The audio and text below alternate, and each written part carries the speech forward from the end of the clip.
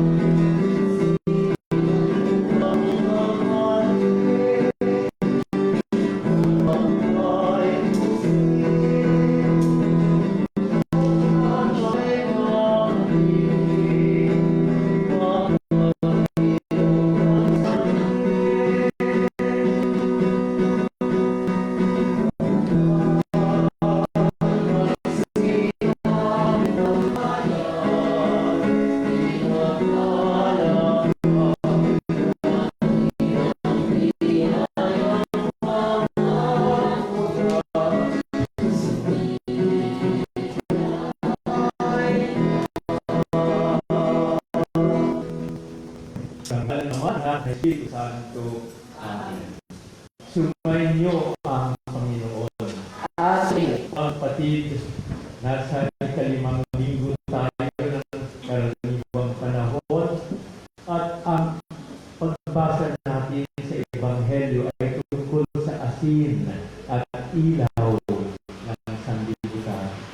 Sinabi ni Jesus, tayo ang asin. At tayo ay sa pamagitan nito magbibigay ng papuri sa ating Panginoon Diyos. Kaya tayo ay ngayong pagkasalan tayo bigyan mo siya. Tayo magbigay ng buhay na walang hanggan sa ating sarili, sa ating kapwa, sa pagiging asin natin.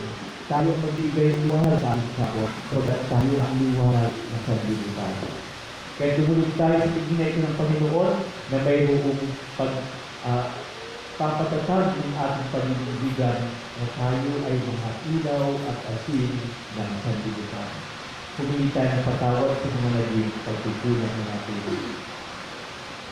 tayong lahat, inaamin ko sa makapangyarihan ng Diyos At sa inyo mga kapatid, na lupa ako nagkasala sa isip, sa salita at sa gawa at sa aking pagkukulang. Kaya sinasaan ko sa mahal na Birhen Maria, sa lahat mga anghel at mga patay, at sa inyo mga kapatid, na ako'y panalangin sa Panginoong ating Diyos. Kaawaan tayo sa makapangyarihan ng Diyos, patawaran sa aming mga kasalanan at panubayan tayo buhay na walang hanggan. Amen. Panginoon, kaawaan mo kami. Panginoon, kaawaan mo kami. Kristo, kaawaan mo kami. Kristo, kaawaan mo kami. Panginoon, kaawaan kami. Panginoon, kaawaan mo kami.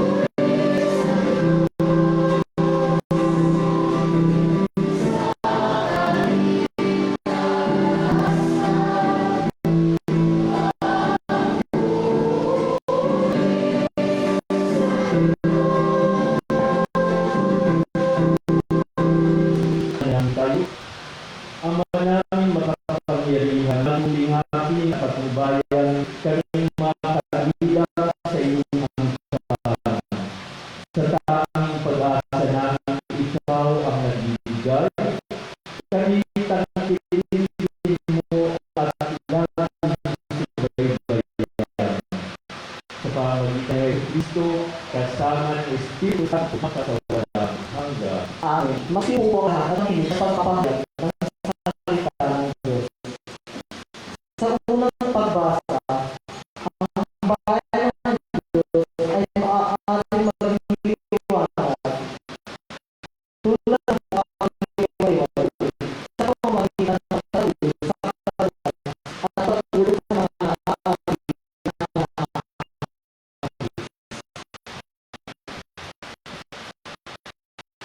Pagbasa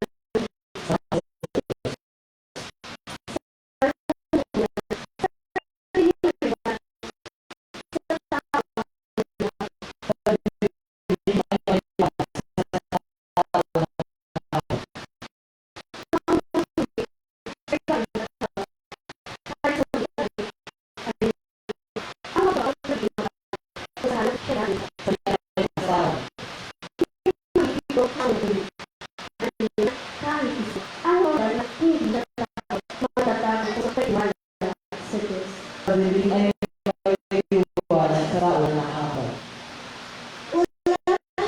Takot na ba? Alam mo ba sa ang tawag niyo? Mapaparin ka dahil sa mahirap. Ang pag-iwat ay lumabas. Buong pangalan siyang tataas. Pagdiling ay may liwanag sa tao na nakakabay. Sa ikalawang pagbasa, pinaaalahan tayo sa bago na ang Kristo ang pangyarihan Diyos. May iba tayo sa ikalawang pagbasa.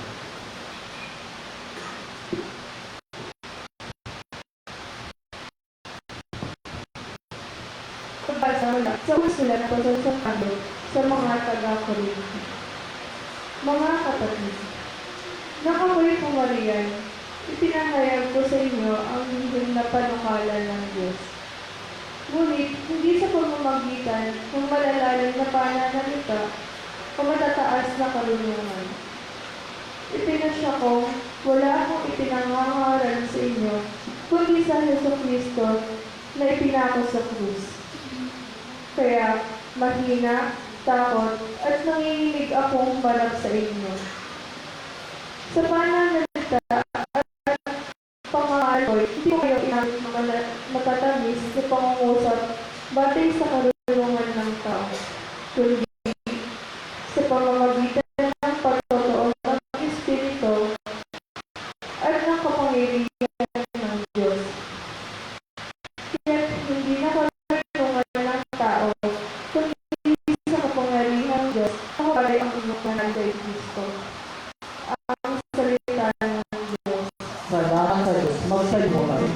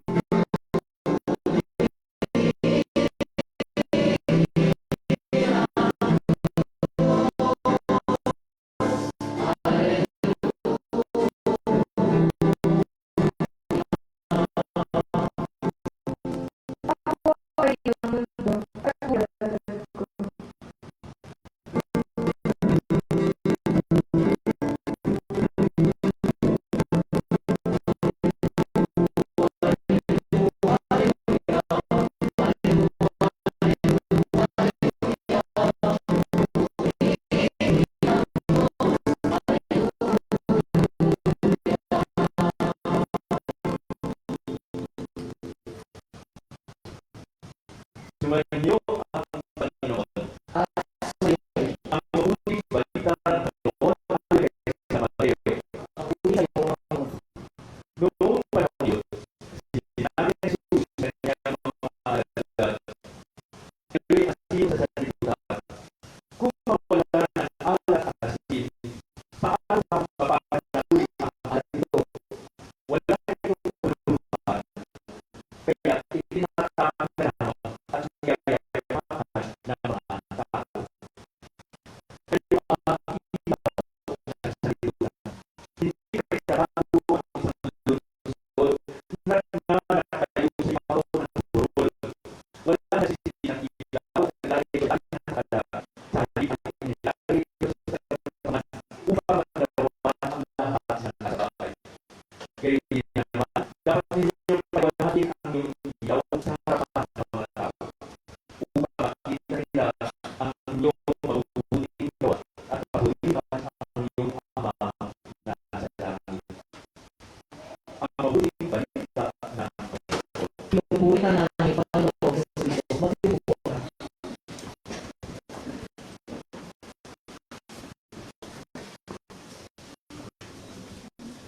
Mga kapatid kay Kristo,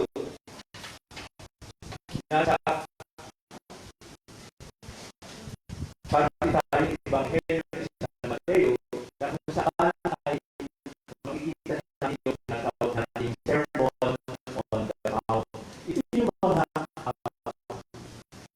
tuturo ni Jesus sa simula ng kanyang paglilingkod sa atin bilang sugo ng Diyos at binigay sa unang bahagi ng Ebanghelyo sa Mateo chapter 5, yung lahat chapter 5, sabi ng mga pamahalaan na tayo, gumagawa tayo ng mabuti.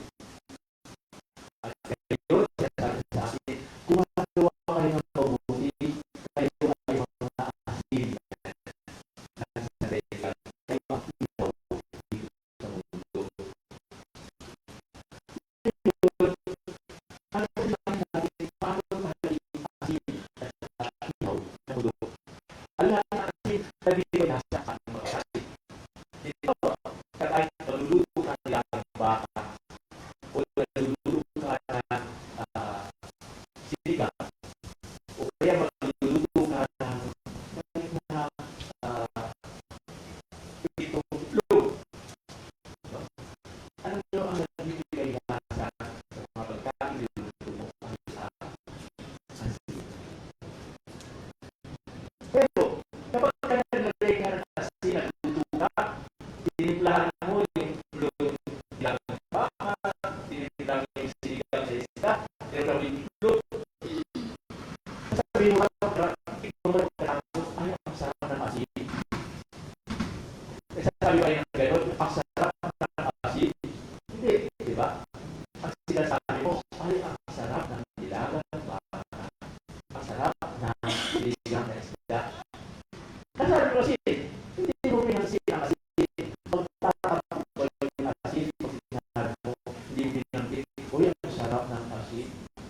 Pag ang role ng asin ay upang mapagkakaya ng lasa ng kakayahan ng iba. Kaya pag sinabi ng ating Panginoon, kayo ay maging asin ng sanlibutan, pakita rin nyo ang kakayahan ng iba.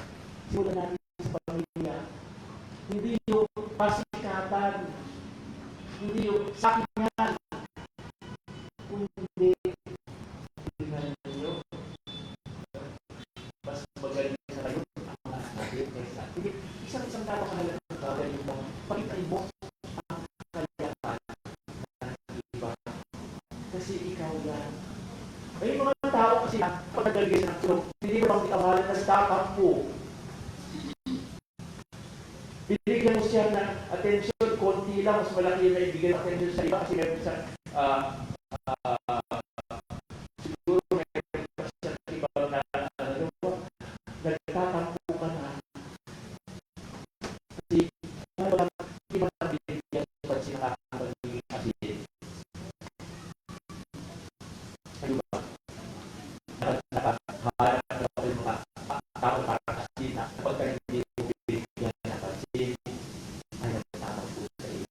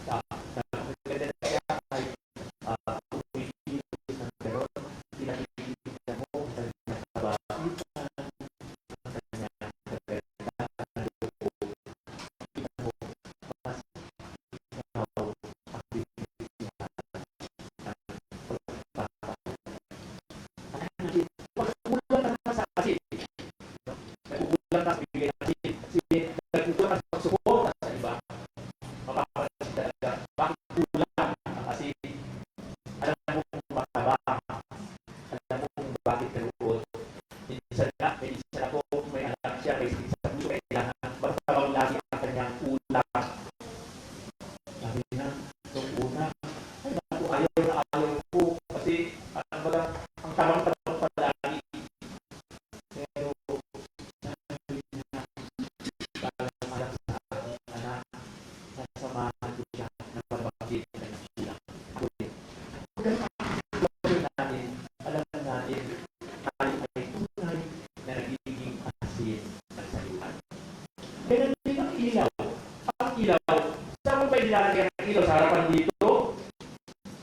Pag dito natin ilalagay ang ilaw, ano sasabihin sa akin? Nakakasilaw.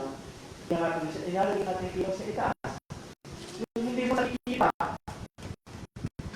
Gusto mo bang namin tumitingin ka sa ilaw? O sindidahan mong ilaw, iba lang ang tingin sa ilaw? Hindi. Ang tinitingnan mo ay liwanag yan. Ibigay na. Kung yun ba ay tama na sa iyo, o kailangan pang mas pag-ingat ang ilaw niya. Kapag kasi sinasabi mo, ay, ang ganda ng ilaw, lagi ba sinasabi mo, hindi.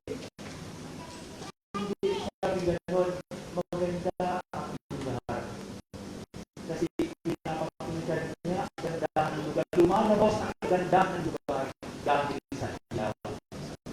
At yan ang pinakakalagahan natin ay ang ilaw na nagmumula sa ating Panginoon Diyos, sa ating pananalig. Isang bata ako, pinaluhan ng nanay ko ng yung rosary at sabi noon ang luminous. Yung bang niliwanag sa dilim, diba? Luminous na rosary. Ay, alam ko niya, excited ako. Hindi ako sa nanay ko na rosary, nalimutan ko na sa rosary, nabigay niya, punta ako sa dilim, kwarto. Tinignan ko, pagkasama. Sa akin ay hindi naman kasi nag-aaral sa bulsa ko, hindi kayo punta na sa dilim. Kailangan na-expose siya sa liwanag, sa ilaw o sa araw. Pagkatapos sa kama pupunta sa dilim, makikita mo, magliliwanag. Di ba gan, pag hawak-hawak mo yan, nag-rosary ka, pag may ilaw, ano? Mamaya brown out, makita mo, magliliwanag. Kasi ang liwanag niya ay nagmumula sa araw o sa liwanag sa ilaw. Hindi sa kanya, hindi sa rosary mismo. Katulad ng buwan, ngayon full moon, tingnan ninyo. Ang buwan ba may liwanag? Wala. Ang liwanag niya ay nagmumula sa araw. Naka-expose siya sa araw, kaya sa gabi, makikita mo, maliwanag. Tayo ay liwanag na sa libutan. Hindi galing sa atin ang liwanag na yan. Kung ang liwanag ay upang papurihan natin ang Diyos. Ngayon, may bagay na kung bibigyan natin ng masang atensyon ay halimbawa, yung isang example ni Bill Gates, pero may kwento siya sa kanya, may pa ba mas mayaman siya? Sabi niya, maalala ko nung bata pa, nung binata pa ako, sabi niya, nagdadaan pa ako kasi hindi man lang mayaman. Nagdadaan ako, tapos kailangan ko bumili ng radyo. Kaya natapat mo na ako sa Maria. Sabi niya, kailangan ko yung radyo. Binabasa ko na lang, sabi ngayon, napansin ito ng nagtitinda ng diyan. Sabi niya, dito sa inyo na yan, dahil marami naman ako benta, sabi niya, sa iyo po yan. Dahil mga patuloy siya ngayon, sabi ko, sa Maria, ibigay ko sa kanya ng nagtitinda. Eh, pagkatapos ng ilang taon naman, yumaman siya ng yumaman, diba?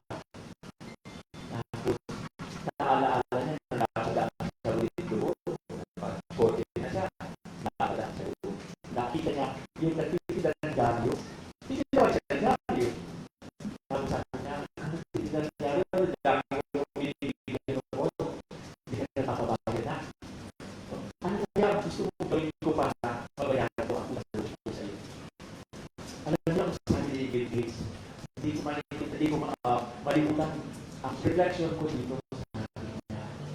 Sabi niya, kasi ngayon, noong mahirap ako, hanggang ngayon mahirap ako, nagbibigay ako ng tulong sa iyo. Kasi kailangan mo ng gabi, hindi kita pinabayaran.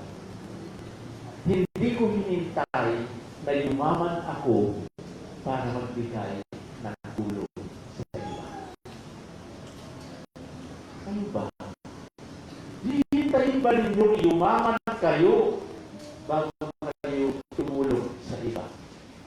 Sabi ni Denise, ipagay ko, mas mayaman pa siya kaysa sa akin kasi kahit mahirap siya, nagbibigay siya ng tulong sa iba. Yun ang ilaw ng sanlibutan. Yung ilaw na yan, galing yan sa pagmamahal ng Diyos sa atin. Na ibinabahagi natin ang pagmamahal na iyan sa iba. Diba? Kaya nga napakaganda na sinabi, tayo ay ilaw ng sanlibutan. Makikita natin, ano kaya ang dapat natin gawin para maging asin at ilaw tayo ng sanlibutan. Ang mahalaga pala, kung ikaw ay asin at ilaw ng sanlibutan, ay tawid mo ang kakayahan ng iba. Kilala ni Kobe Bryant, di ba? Namatay lang siya, makailan sa helicopter crash. Pero siya ay isang legend kung tawagin. Dahil, alam nyo, 18 taon siya sa LA Lakers. Hindi siya pagpapalit ng team.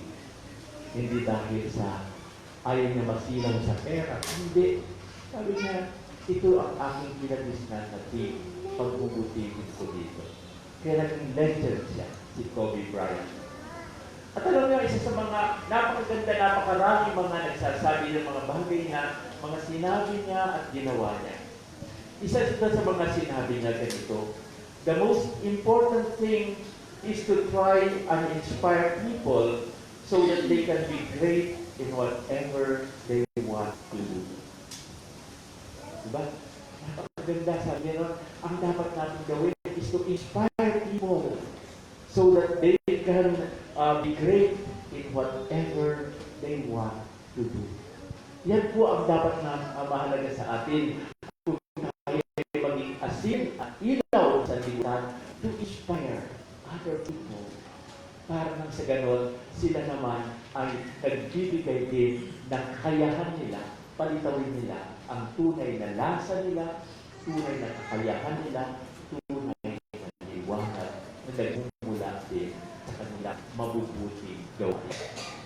Alam niyo kung minsan, may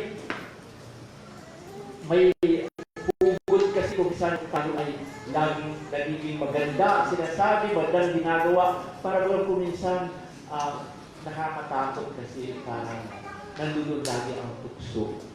Katulad ng sinabi noon ng Panginoon sa kanyang kwento tungkol sa dalawang na nagdadasal sa templo. Sabi isang Pariseo, isang makasalanan. Sabi ng Pariseo, salamat Panginoon, mabuti ang aking buhay. Nag-aayuni ako ng 2 beses sa linggo. Nagbibigay ako ng tulong at limos sa mga tao. Tinutulungan ko sila. Hindi ako katulad ng iba dito na walang ginagawa. Makatamad, mga makasalanan. Pero talang isa naman nagdadasal. Panginoon, ako yung makasalanan, hindi man lamang makatingin sa itaas. Tawarin niyo po ako. At ang sabi ni Jesus, ang mas pinagpala ay hindi yung mga nagsasabi, itong ginawa mo 1, 2, 3, 4, 5, 6, 7, 8, 9, 10. Pinagpala na yung isang tao na kinilala niya ang kababaan ng kanyang kalooban. Patawarin mo po. Mas pinagpapala siya ng Diyos. Ano pa lang dapat natin gawin? Tayo ay magpakahaba. Kaya nga po, isa sa mga napakagandang motto na natutunan ko po bilang isang pare, ay pinalaking sinabi isa naman Bautista. Ang sabi sa Juan Bautista, let me, I must decrease so that Jesus will increase. Unti-unti ako ay mawala upang unti-unti sila ang aking. Mga magulang, di ba ganun dapat ang prinsipyo ninyo sa pamilya? Unti-unti, di ba? Makikita nyo, pinalilitaw nyo ang kayahan ng iyong mga anak. Para unti-unti sasabihin ninyo, I must decrease so that my children will increase. Sila din ang aangat. Ako, unti-unti na pupunta sa background. Ang ganda, kasi yan talaga ang dapat mangyari sa atin. Ilagay din natin ito sa ating pagiging mabuti. Hindi upang pang-attract ng attention ng iba sa atin, kundi upang ipahayag natin si Kristo ang siyang binibigyan natin ng papuri at parangal.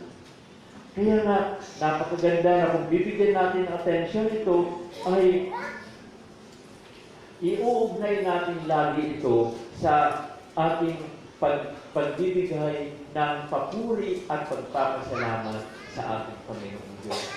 Hindi yung aagawan pa natin ng eksena yung iba. May mga ibang tao kasi na para lang sumikat sila, sisiraan nila yung iba. Para lang mapunta ang atensyon ng mga tao sa kanya. Sasabihin niya, ay ganito kasi yan. Ito ang baho niyang isabawang kalito. Saling nabigyan ng atensyon, ano yung maganda rin niya nagagawa. Unti-unti, sinasabihan tayo. Kung gusto mo maging tunay na asin at ng sanlibutan, tunay na ilaw ng mga tao, maging tulad ka kay Jesus. At ang prinsipyo natin na tulad ng Juan Bautista, I must decrease so that Jesus will increase. Minsan sa isang buhay, may dalawang magkapatid na nag-aaral. Nagkasakit yung isa, kaya nung nag-grade 3 sila, naabutan na siya ng kanyang bunsong kapatid. So magka-eskwela na ngayon yung magkapatid. Minsan nagtanong ang teacher, sabi ng kapatid niyang bunso sa kuya niya, sabi niya, Kuya, alam ko ang sagot niya. Ganito po ang sagot. Sabi niya, nagtaas ang kamay si kuya. Sabi ng teacher, sige, alam mo ba ang sagot? Sabi ng kuya, hindi ko alam, pero yung kapatid ko alam na. Sabi mo sagutin mo, sinabi mo sa akin yung sagot. No? At sinagot ng kapatid niya, tama. Hindi siya attention grabber. Hindi siya credit grabber. Hindi siya sinabi sa kanya ang answer, ay, ako po, alam ko po. Sasabihin na niya kaagad, hindi. Siya po, alam niya. Hindi ang ganda. Hindi siya nagnanakaw ng credit, kundi pinahahalagahan niya yung credit ng isa. Mas matalino po siya sa akin. At yan, kung yan ang ating attention na gagawin natin sa ating buhay, di ba, pinatitingnan natin ang ating pagiging mabuting mga anak ng Diyos, pagiging mapapalad natin. Kayo ang asin ng sanlibutan. Kayo ang liwanag ng daigdig. At kung gagawin natin ito na ayon sa turo ng ating Panginoon, alam niyo, tayo ay mapapalad. Pinagpapalad tayo ng Diyos. Tumayo na tayo at pahayag ang ating pananampalataya. Sumasampalataya ako Sa Diyos ang makapangyarihan sa lahat, na may gawa ng langit at lupa. Sumasampalataya ako kay Jesucristo, iisang anak ng Diyos, Panginoon natin lahat. Nagkatawang tao siya lalang ng Espiritu Santo, ipinanganak ni Santa Maria Magdalena, pinagpakasakit ni Poncio Pilato, itinako sa krus na matay inilibing, nanaw sa kinaroonan ng mga yumao, nang may tatlong araw na buhay ng maguli, umakyat sa langit, naluluklok sa kanan ng Diyos amang makapangyarihan sa lahat. Doon magmumula palilito at huhukom sa nabubuhay at nangamatay na tao. Sumasampalataya naman ako sa Diyos Espiritu Santo, sa banal na simbahang katolika, sa samahan ng mga banal, sa kapatawaran ng mga kasalanan, sa pagkabuhay ng muli ng namatay na tao, at sa buhay na walang hanggan. Amen. Dumalangin tayo sa mga nakikinig sa atin at tumutuon sa ating mga pangangailangan. Sa bawat kailangan ating tutugon, Panginoon, dinggin mo kami. Panginoon, dinggin mo kami. Para sa simbahang katolika, siya nawa ang maging liwanag ng Kristo sa sanlibutan at manatili tapat sa mga aral ng Ebanghelyo. Manalangin tayo. Panginoon, dinggin mo kami. Para sa mga pinuno ng simbahan at ng pamahalaan, sila naway kumilos laban sa mga pang-aapi sa ating lipunan at lulingap sa mga kapuspalan. Manalangin tayo. Panginoon, dinggin mo kami. Para sa pamayanan ng Kristiyano, palakasin nawa tayo ng ating pananalig sa Diyos upang matahak natin ang daan tungo sa kanyang kalooban. Manalangin tayo. Panginoon, dinggin mo kami. Para sa pasasalamat at espesyal na intensyon nila, Kanda Family, Courage Philippines, Edwin Lacortay, Ferdinand Molina, Mary Teresa Sila, Paul Dayan Dayan, Leilani Esperanza, Estela Antipolo, Arvin Roy Antipolo, Monito Di Pulang, Alexander Gonzalez, Rowena Hipote Family, Kanda Family, Arnie Martinez, Roel Barrera, Willie Magay, Shane Angeli Magay, Raymond Aguinalda, Dirita General Sudistop, Ayo Nagbangyo, Arwena Sila, Angelita Gabaya, Sidula Sila, Jessica Sila, Jomar Andromira, Yana Malakas, Renato Minda, Wilfredo Barrera, Romulo Luque, at sa mga pariya madre, hindi sa Sila, manalangin tayo. Panginoon, dinggin mo kami. Para sa mga kapatid, lumakas na wakan nilang kalooban at patuloy na manalig sa Diyos na patuloy nilang mahal. Manalangin tayo. Panginoon, dinggin mo kami. Para sa mga imaw, masunod na sila sa liwanag ng Kristo at mapapasalamat sa espesyal ng Diyos at para sa ipapayapa ng mga kaluluwa masaya pag-ibas, hindi na palong, ang ina mayawan, at ito na bata, manalangin tayo. Panginoon, dinggin mo kami. Sa ilang sandali na natahimikan, ating panalangin ang iba pang mga kailangan ng ating pamayanan, pati na rin ang ating pansariling pangangailangan at kahilingan.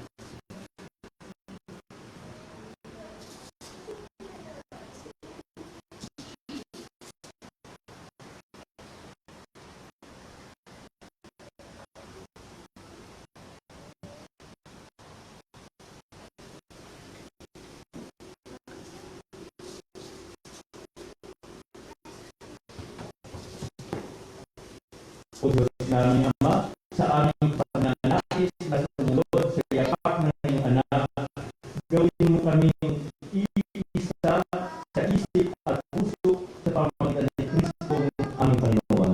Amen.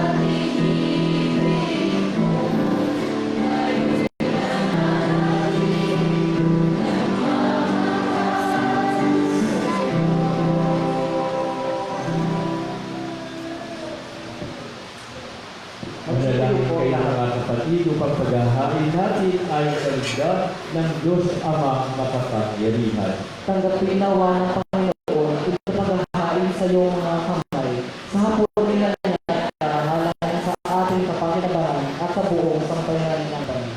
Ama namin lumikha, ang pagkain at inuming narito ay iyong ginawa upang mapalakas kaming mga mahihina. Ipagkaloob mo, ito ay aming mapagsaluhan bilang pakikinabang sa buhay mong pangmagpakailanman. Sa pamamagitan ni Jesus Cristo, kasama ng Espiritu Santo, magpasawalang hanggan. Amen. Sumainyo ang Panginoon. At sumayo rin, Itaas sa Diyos ang puso at diwa. tinaas namin sa Panginoon. Salamatan natin ang Panginoon ating Diyos. Marapat na siya ay pasalamatan. Ama namin makapangyarihan, tunay na marapat na ikaw ay aming pasalamatan. Sa iyong kagandahang loob, kami ay iyong ibinukod upang iyong maitampok sa kadakilaan ng lubos. Kahit na ikaw ay aming pinaligdan dahil sa aming pagkasawahan, gumawa pa rin ng magandang paraan may manguna sa amin para ikaw ay balikan. Kaya ang iyong minamahal na anak ay isa sa matangak upang may kawan makaligtas sa aming kapahamak at kanaw ng ganda. Kaya kaysama ang nagsisiawit na paguli sa iyo nang walang humpay sa kalangitan, kami nagbubuli sa iyong kadakilaan.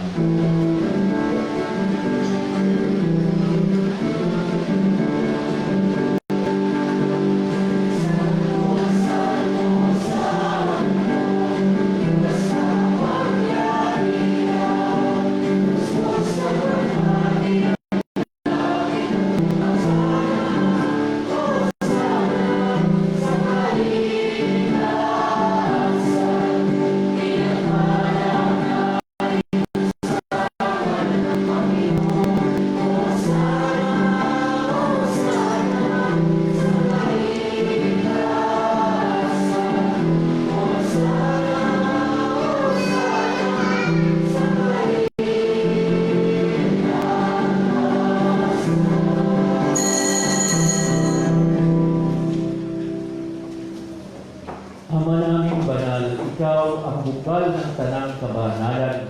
Kaya sa pamamagitan ng iyong Espiritu, gawin mong banal ang mga kaloob na ito upang para sa amin ay maging katawan at dugo ng aming Panginoong Hesus Kristo. Bago niya pinagtiis ang pusang loob na maging handog, hinawakan niya ang tinapay. Pinasalamatan kanya. Pinaghati-hati niya iyon. Iniabot sa kanyang mga alagad at sinabi, tanggapin ninyong lahat ito at kanin, ito ang aking katawan na ihahandog para sa inyo.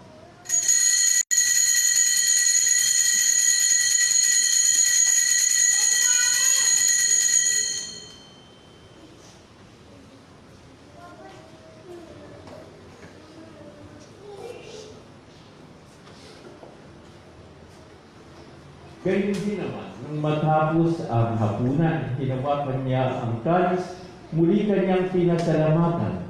Iniabot niya ang kalis sa kanyang mga alagad at sinabi, tanggapin ninyong lahat ito at inumin. Ito ang kalis ng aking dugo ng bago at walang hanggang katipan. Ang aking dugo na ibubuhos para sa inyo at para sa lahat sa ikapagpapatawad ng mga kasalanan. Gawin ninyo ito sa pag-alala sa akin.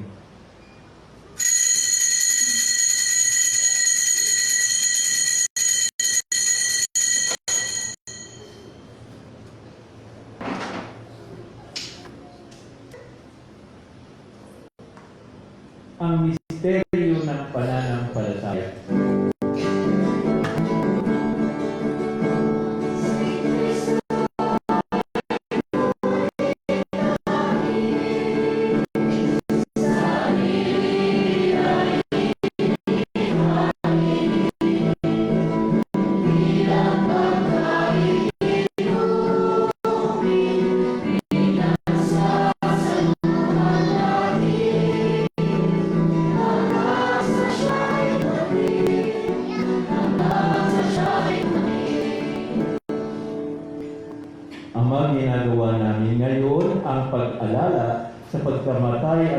pagkabuhay ng iyong anak. Kaya iniaalay namin sa iyo ang tinapay na nagbibigay buhay at ang kalis na nagkakaloob na kaligtasan.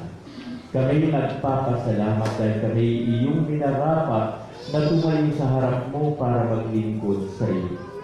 Sinasamo namin na kami magsasalo-salo sa katawan at dugo ni Kristo ay mabuklod sa pagkakaisa sa pamamagitan ng Espiritu Santo. Amalingapin mo ang iyong simbahang laganap sa buong daigdig. Puspusin mo kami sa pag-ibig kaisa ni Francisco na aming Santo Papa, ni Bartolome na aming mahal na Obispo at ang kanang kaparian. Alalahanin mo rin ang mga kapatid naming nanginday na may pag-asang sila'y muling mabubuhay at gayon din ang lahat ng mga pumanap. Kaawaan po sila patuloyin sa iyong kaliwanagan. Kaawaan mo at pagindapatin kaming lahat na makasalan sa iyong buhay na walang wakas. Kaisa ng mahal na Birhen Maria na ina ng Diyos, kaisa ng San Jose at kanyang esposo, kaisa mga walang lahat ng banal na buhay din sa dagdig ng kalugod-lugod sa iyo, may pagdiwang-wan namin ang pagpupuri sa ikararangal mo sa pamamagitan ng iyong anak na aming Panginoong Hesus Kristo.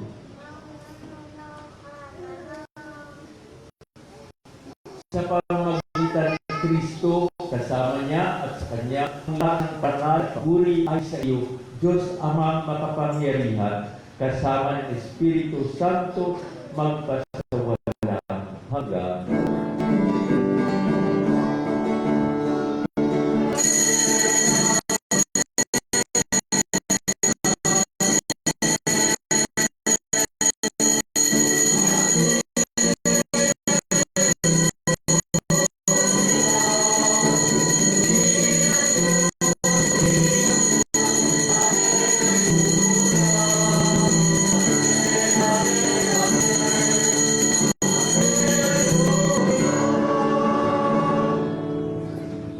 Dahil lahat ngayon ay magdasal sa panalangin sa iyo ng ating Panginoong Jesus.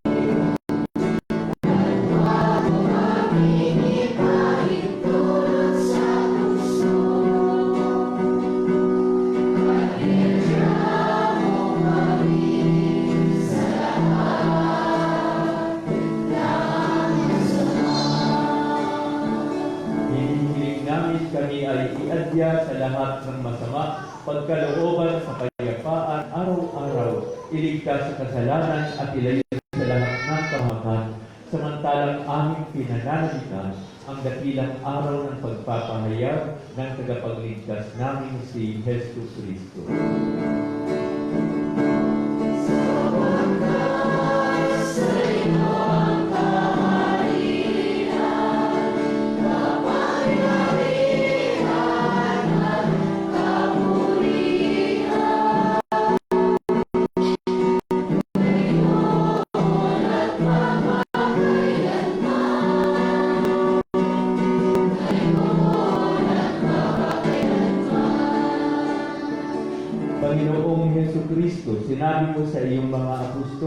kapayapaan iniiwan ko sa inyo, ang aking kapayapaan ang binibigay ko sa inyo. Tunghayan mo ang aming pananampalataya at huwag ang aming mga pagkakasalan. Pagkalooban mo kami ng kapayapaan at pagkaisa ayon sa iyong kalooban, kasama ng Espiritu Santo, magpasawala hanggang ang kapayapaan ng Panginoon ay laging sumaling lahat. At sa Magbigay ang kapayapaan sa isa't isa.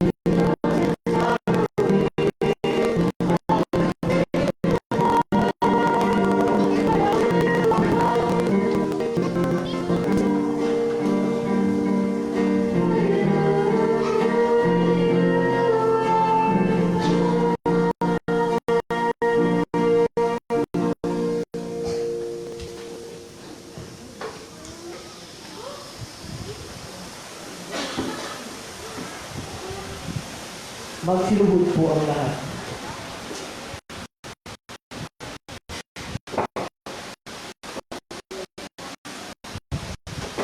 Orasyon for coronavirus of 2019 episode. God our Father, we come to you in our need to ask your protection against the 2019 and coronavirus. Let us bring light and happiness. We pray for your grace for the people as we study the nature and cause of this virus and its disease, understanding the tide of its transmission. Guide and light of medical experts that they may minister to the sick with confidence and compassion, and those of government and private agencies that find cure and solution to this epidemic. We pray for those afflicted, may they be restored and healthy. Grant us a grace to recognize of all and to help those in need. Grant this to our Lord Jesus Christ, your Son, for this and days with you, in the unity of the Holy Spirit, God, forever and ever. Amen. Mary, Head of all Christians, Saint Raphael the Archangel, Saint John, Saint Gregory Ruiz, Saint Pedro Calungsod, and Saint Father the Son, and the Holy Spirit. Magsitayo po ang lahat. Manalangin tayo. Manalangin magpapamahal sa pagkain at ibuhin pagkain sa ang bibigay. Kayo mo magpapakinaban. Kaya sa Kristo, kayo may makabuhay upang makabuhay ng may kagalakan para kapakanan ang kapala sa salihan. Sa pagkakilan ni Kristo, kasama ng Espiritu Santo, magkawalang hanggan. Amen. Sumayo ang Diyos. Sumayo ang pagpapalagay ng ating mga kalihang Diyos. Ama, Anak, ang Espiritu Santo. Amen. Tapusan mo ang ating banal na Eucharistia. Kumain tayo ng siping lahat tayo ang asin at salita, tayo ang ilaw ng mundo.